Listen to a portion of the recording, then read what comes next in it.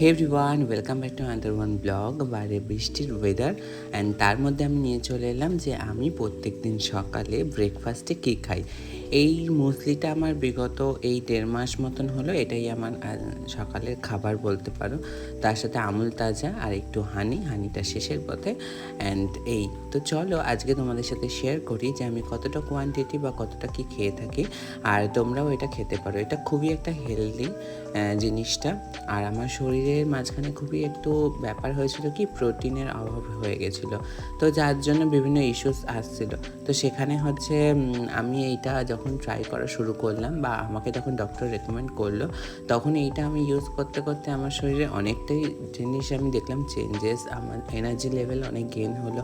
তো তোমরাও তোমাদের ব্রেকফাস্টে এটা অ্যাড করতে পারো। অ্যান্ড তোমরা যারা এই যে রেগুলার লুচি পরোটা খাচ্ছ আর খেয়ে খেয়ে ভাবছো যে হচ্ছে আমি রোগা হব কী করে, তারা রোগা হওয়ার জন্য না, একটা হেলদি ব্রেকফাস্টের যদি অন্য একটা অপশান চেয়ে থাকো, তাহলে অবশ্যই মুসলিটা ট্রাই করতে পারো।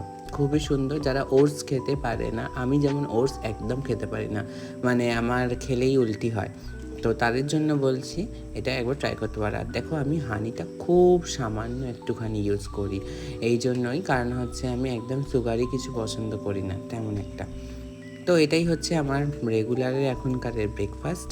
আমি এই ব্রেকফাস্টটা একদমই স্কিপ করি না, এটা রেগুলারই আমি খাই। মিল্কটাও খুব সামান্য নিয়েছি আর মুসলিটা নিয়েছি বেশ খানিকটা। তো চলো আজকের মতন টাটা।